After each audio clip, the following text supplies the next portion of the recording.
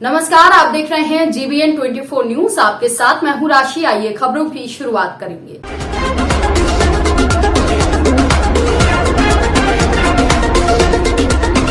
कन्नौज में जमीनी विवाद के चलते दो पक्षों के बीच जमकर मारपीट हुई। लाठी डंडों से हुई इस मारपीट में एक पक्ष के 3 लोग घायल हो गए हैं। उन्होंने बंकी नगर पंचायत वार्ड के सभासद सोनी वाल्मीकि सासू मां को पांव पखारे। इस पावन अवसर पर भाजपा कुर्मी नेता आरसी पटेल ने कहा कि भगवान वाल्मीकि हमेशा से ही कुर्मी समाज के प्रेरणा स्रोत हैं। उन्होंने माता सीता को संरक्षण दिया और उन्हीं के आश्रम में रहकर लवकुश ने ज्ञान प्राप्त किया। हमारी उत्पत्ति लवकुश से हुई है, हम उन्हीं के वंशज हैं और मातृ शक्ति को नमन करते हुए मैंने आज बंकी में सभासद की सासू मां के पैर पखारे हैं, जिन्होंने मुझे MLC चुनाव में विजयी होने का आशीर्वाद दिया है। साथ ही कहा कि हमारा सारा समाज कुर्मी भाजपा नेता आरसी पटेल के साथ तन मन धन से है। इस अवसर पर पूर्व चेयरमैन बंकी स्वर्गीय आंशु सिंह के पुत्र राहुल सिंह, सभासद प्रतिनिधि लक्ष्मणपुरी वार्ड शिवा सिंह पटेल, सभासद प्रतिनिधि उत्तर टोला शिवा वाल्मीकि, सूरज वाल्मीकि, सभासद उत्तर टोला सोनी वाल्मीकि आदि अनेक लोग मौजूद थे।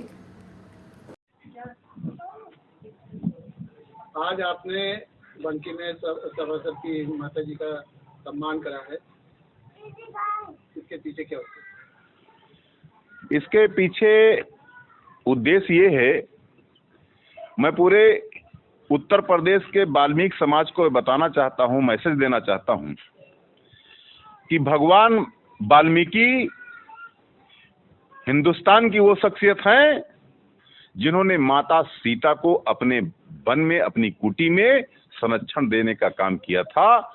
और माता सीता के 2 पुत्र थे, लव और कुश, उनके प्रेरणा स्रोत थे भगवान वाल्मीकि। भगवान वाल्मीकि के जो प्रेरणा स्रोत पुत्र थे लव कुश, उन्हीं का वंशज है कुर्मी नेता आरसी पटेल।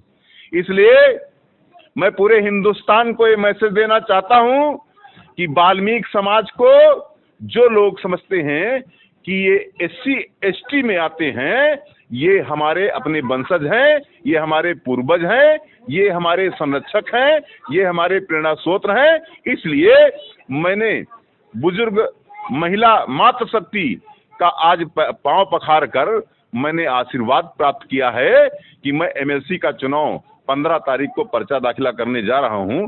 भारतीय जनता पार्टी का मैं सशक्त उम्मीदवार हूं और पूरे हिंदुस्तान में मैसेज देना चाहता हूं, पूरे बाराबंकी जनपद को मैसेज देना चाहता हूं। पूरे बाराबंकी जनपद का वाल्मीकि समाज कुर्मी नेता आरसी पटेल के साथ है। भगवान वाल्मीकि का मैं वंशज हूं, मैं कुर्मी समाज से हूं, मैं भी पिछड़ी जात में आता हूं, ये दलित समाज से आती हैं। और दलित समाज और पिछड़ा वर्ग SC ST और OBC का जोड़ पूरी हिंदुस्तान की सरकार बदलने की हैसियत रखता है।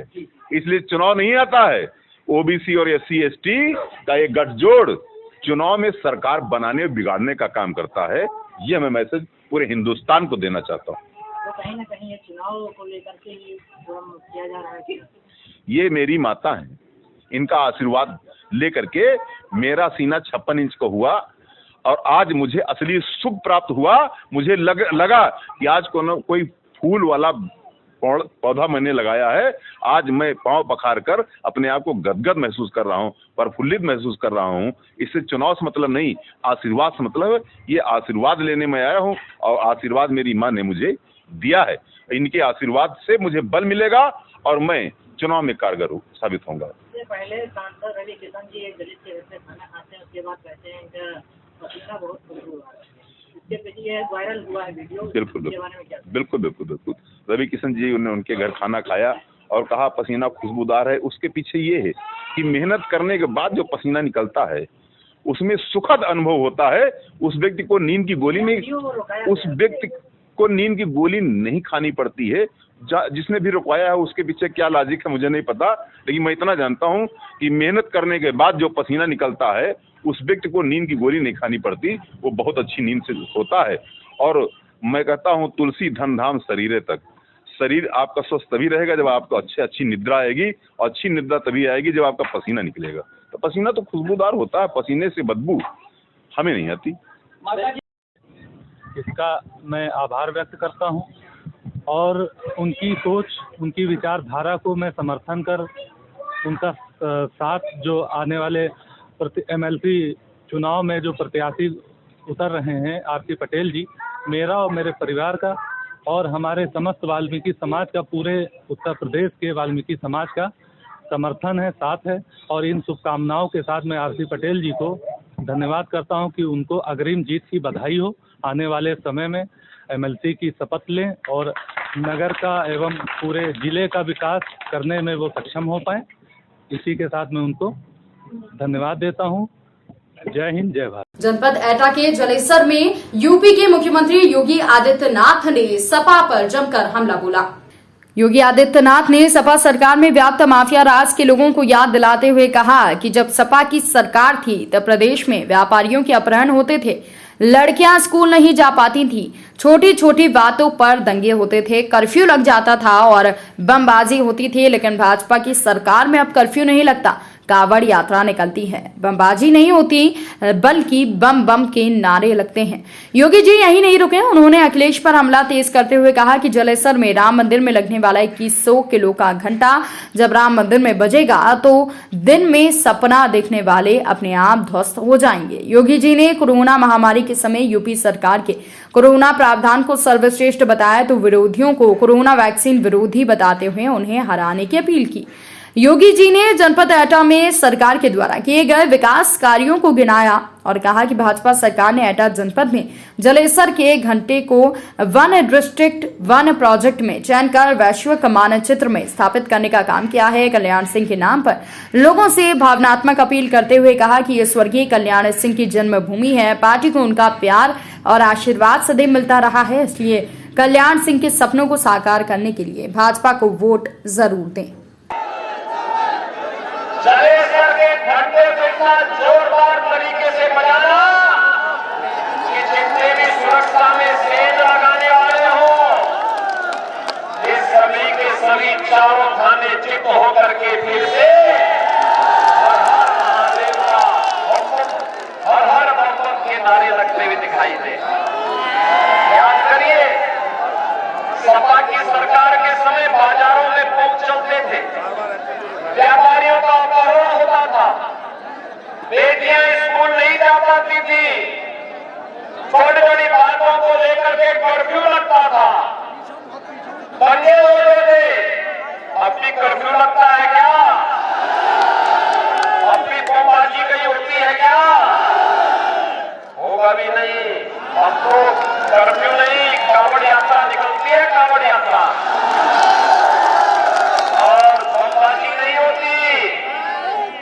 बल्कि हर हर बम के नारे लगा करके हमारा कावड़ यात्री निकल करके भगवान शिव के मधुर भजनों को गाता हुआ भगवान शिव का अभिषेक करता है। भाइयों बहनों, आज मैं आया हूँ आप सबके पास। बदायूं जनपद की 115 विधानसभा में सुचारू रूप से मतदान प्रक्रिया शुरू कर दी गई है। किसी भी तरीके से कोई भी अवरोध बाधा नहीं हुई है। भारी संख्या में पुलिस बल मौजूद है। पैरामिलिट्री फोर्स, BSF आदि की निगरानी में मतदान हो रहा है। जनपद एटा में अखिलेश यादव की जनसभा में सपा कार्यकर्ताओं ने कवरेज करने गए पत्रकारों को गोदी मीडिया बताते हुए मारपीट कर दी और 2 पत्रकारों के कैमरे तोड़ दिए। आपको बता दें कि काफी समझाने के बाद भी सपा कार्यकर्ताओं का आक्रोश कम नहीं हुआ। लगातार पत्रकारों के साथ अभद्रता करते रहे। इससे सपा कार्यकर्ताओं और पत्रकारों के बीच नोकझोंक हो गई।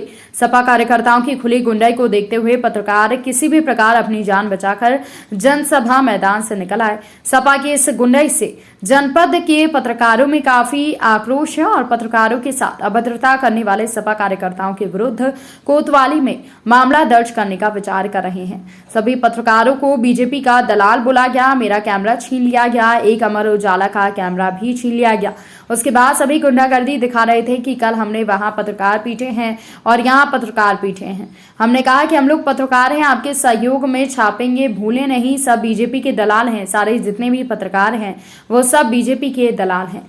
समाजवादी पार्टी की आज एक बहुत बड़ी जनसभा है एटा में रामलीला मैदान में, तो सभी पत्रकार कवरेज करने वहां पर गए थे। वहां जैसे ही पहुंचे तो बगल में कुछ भीड़ थी जो सपा की पार्टी की बैठी हुई थी। उसमें से कुछ 8 से 10 युवा उठे। उनमें से एक युवा इतना आक्रोशित होकर कुर्सी पर खड़ा हो गया। उसने कहा कि ये सब बीजेपी के दलाल आ गए, हम सब लोग मीडिया के सभी लोग दलाल हैं। इतने में हमारी सूरज जो दैनिक जागरण के कैमरामैन है, उनका कैमरा छीन लिया गया और तोड़फोड़ करने का प्रयास किया गया, लेकिन हमने कैसे भी करके मेरे कैमरे को वापस ले लिया। उसके बाद तमाम मीडिया कर्मियों को एक एक बाद तमाम लोग खड़े हो गए। मैं ये कह सकता हूं कि कोई बड़ी दुर्घटना मीडिया के साथ हो सकती थी। हम लोगों ने कहा, उनसे हाथ जोड़े कि हम समाचार कवरेज करने आए हैं। अखिलेश जी का, आपके सभी प्रत्याशियों का हम लिखेंगे। हम किसी के दलाल नहीं हैं, हम किसी के खरीदे हुए नहीं हैं। हम पत्रकार हैं, पत्रकारिता का काम करेंगे। लेकिन उनके समझ में कोई बात नहीं आई और आक्रोशित होकर सभी लोग मीडिया कर्मियों को गाली बकने लगे। हमने कहा, भैया इज्जत बचाने और कुटित नहीं हो तो सभी लोग निकल चलो। जिसके बाद हम सब लोग वहां से चले गए। हमारी किसी भी शादी की गलती नहीं थी, हम सभी बार बार आग्रह कर रहे थे। आज अखिलेश की जनसभा में पत्रकार पर मारपीट का पूरा क्या मामला, आपके साथ भी मारपीट ये थी कि सभी पत्रकारों को बीजेपी का दलाल बोला गया और मेरा कैमरा छीन लिया और एक अमर उजाला का भी कैमरा फोड़ दिया। उसके बाद सब अपनी गुंडागर्दी दिखा रहे थे कि कल हमने वहाँ पत्रकार पीटे, आज जहाँ पे भी पीटेंगे।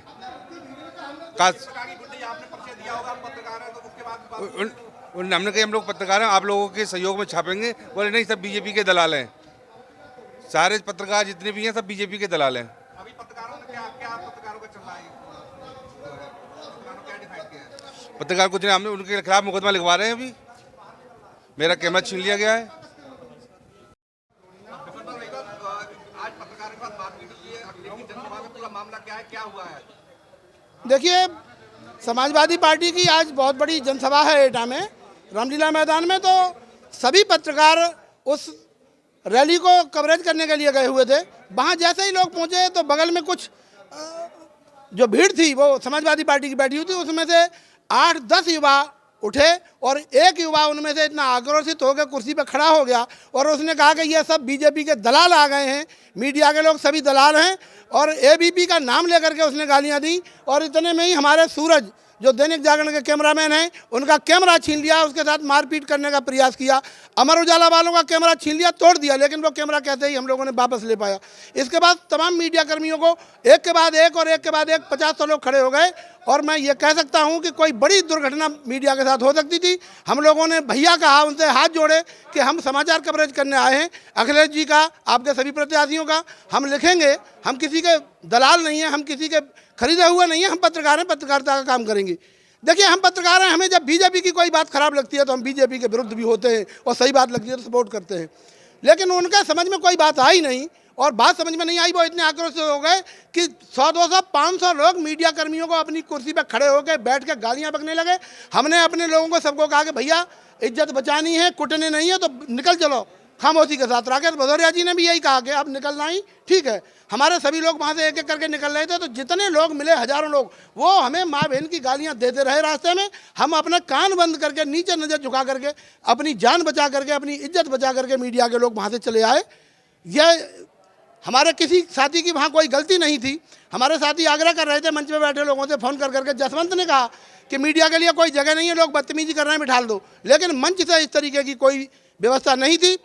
जब इतना हादसा हो गया, मीडिया कर्मियों पर हमला हुआ, उसके बाद मंच से एक आवाज़ आई कि मीडिया कर्मियों के साथ कोई अभद्रता ना करे। मान लो हमारा एक दो पत्रकार मारा जाता, उसके बाद आवाज़ आती, क्या फ़ायदा है ऐसी आवाज़ आने का? पहले मीडिया को अभद्रता कराओ, मीडिया के लोगों को कुटवाओ, फिर मीडिया के साथ कोई हादसा करवाओ, उसके बाद आवाज़ लगाओ। क्या अपने कार्यकर्ताओं को यह अनुशासन का पाठ पहले नहीं पढ़ा सकते थे समाजवादी के लोग? यह एक सोची समझी रणनीति है।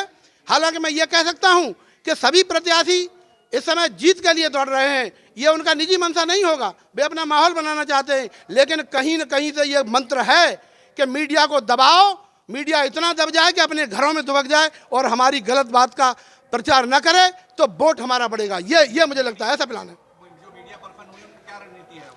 मीडिया पर्सन का सभी लोगों की ये राय बनी, वहाँ 2 दर्जन से अधिक पत्रकार थे, कि हमारे साथ जो दुर्घटना हुई है, हम ये आवाज़ पुलिस तक पहुँचाएं, जिससे कि निकट भविष्य में हमारे साथ कोई अनहोनी की घटना न कर सके।